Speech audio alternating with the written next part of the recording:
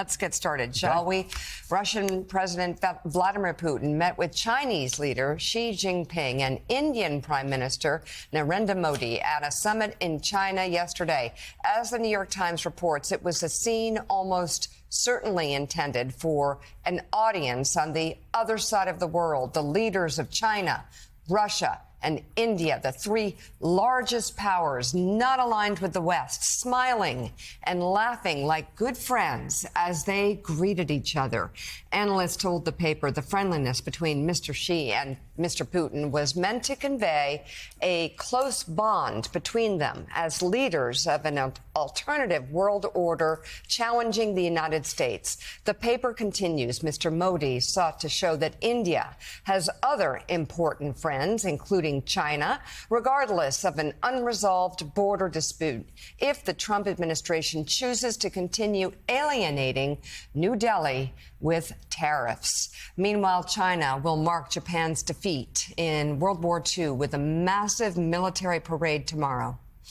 NBC News correspondent Janice Mackey-Frayer has more from Beijing. Mika, it will be an historic gathering here for this military parade, which will show off China's latest missiles, fighter jets and hardware, as well as its geopolitical clout, with the leaders of Russia, North Korea, Iran and others joining Chinese leader Xi Jinping. This is the first time the leaders of those four countries are going to be appearing together.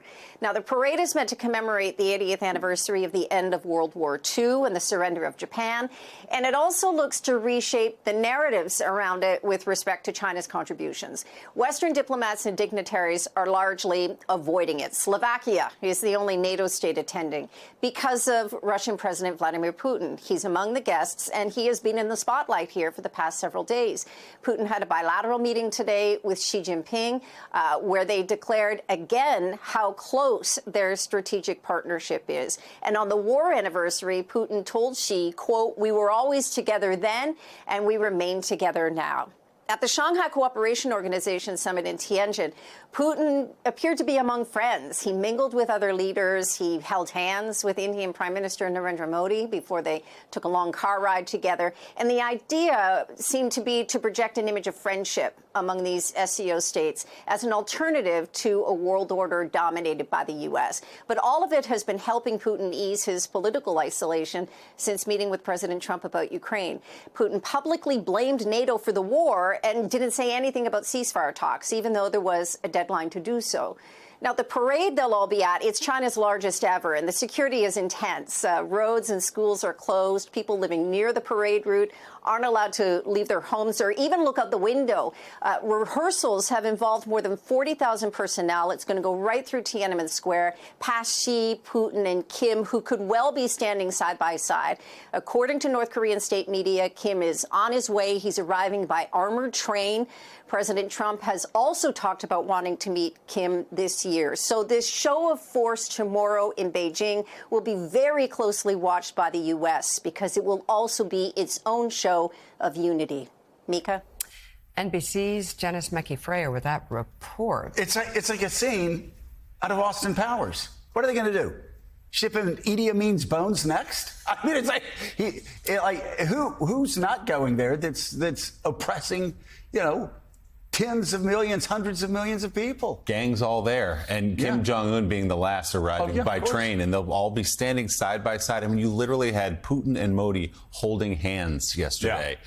Clearly, this meeting a shot at President Trump, who, by the way, the number of drone attacks since that summit in Anchorage between President Trump and President Putin have doubled. He's only stepped up the war, Putin, since that summit. It's been absolutely savage. And you wonder at what point the U.S. Senate steps in and says, enough, we're going to pass this bill, Mr. President. We need you to come along with us on it. How long till the president says to the Senate, all right, go ahead. I mean, clearly, Putin thumbing his nose at the United States of America. So, David Ignatius, you can go back to Nixon going to China, to Deng Xiaoping going to Mika's parents' farmhouse in '79 for the normalization of relations with China. But it's always been a triangulation. The United States and China balances against the old Soviet Union, or maybe the U.S. and Russia balancing against a growing China. There's always been the idea we're going to triangulate two off of each other. And the wild card in there and growing in power every year was always India. And India was a great balance against China's rise.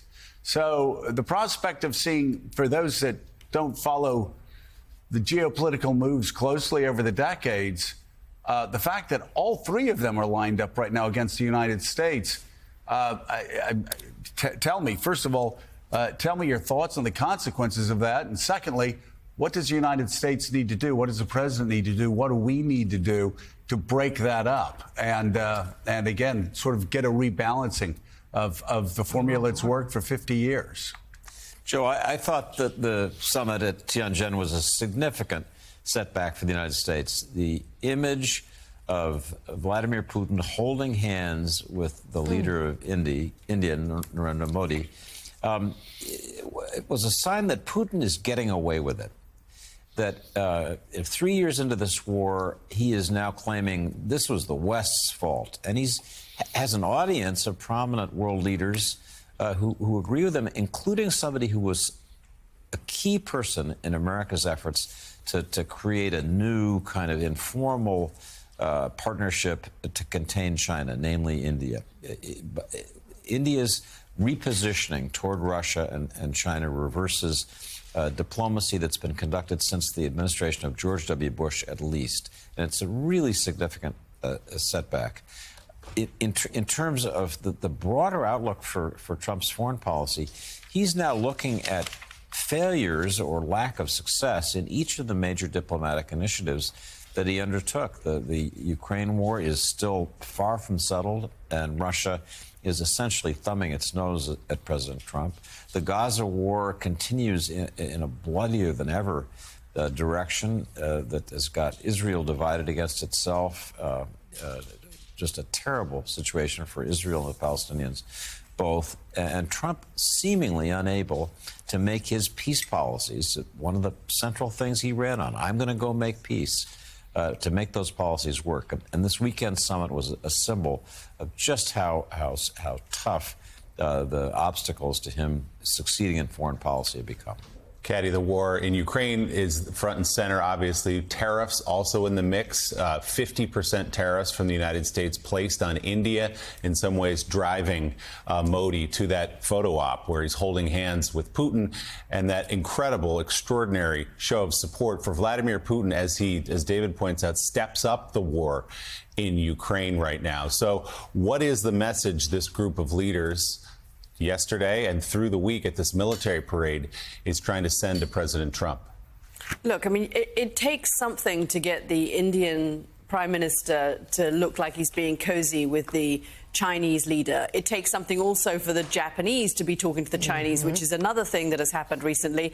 And that something is Donald Trump, that he is pushing people who would not necessarily be allies around the world into alliances with each other in order to enact a show of force against Donald Trump. I mean, when it comes to the war in Ukraine, the war in Ukraine suits the host of this summit, China, very well. They would like to have America's attention split between Ukraine and Europe and Asia and not be fully focused on Asia. So Chairman Xi has no interest other than keeping the war in Ukraine going, which is why he's sending missile parts and weapons parts, not weapons necessarily themselves, but weapons parts to Russia. But I guess, David, the question is, what does Donald Trump do in reaction to this show of force? He's already had the Europeans come over and say, OK, we are actually united, President Trump. We're not going to be, you can't split ranks between us. Now he's got the Asians effectively saying the same thing. What does Trump make of what he's seeing in China? So Trump set a deadline for peace in Ukraine for early this month, and he's got to do something in response to his own deadline. He either has to find a new way to put pressure on Vladimir Putin. That's unlikely. Putin's very dug in. Or he has to really embrace Europe's effort to stand with Ukraine against Russian aggression. That'd be a significant move.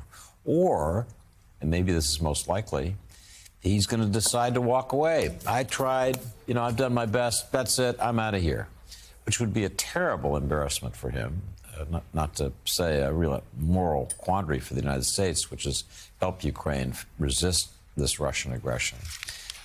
Similarly, with the war in Gaza, he's got to complete the policies that he began. And I think I would say that the biggest failure of his foreign policy is execution. He's had some big ideas, but an inability to follow through. So we're going to have a back-to-school September, if you will, in which Donald Trump is really going to be tested at home on his economic policies, the fragmentation of our public health system, abroad in these key areas that we just have been talking about, involving key adversaries, and we thought with India, potential allies. Right. Well, and hopefully the India tariff deal will get resolved, because that is a serious problem. Again, having all three of those powers aligned against us. But it seems to me that actually because Russia is hurting so much, even though they are just completely pounding Ukraine right now. Their economy's hurting. Their military's been savaged over the past 3 years. They've got up to 1 million casualties. They keep losing people over and over and over again. I mean, at some point, we can strike a deal, let the U.S. Senate pass the tariffs, give the $90 billion funding bill to the Ukrainians, and see what happens. Yeah. He'll come to the table.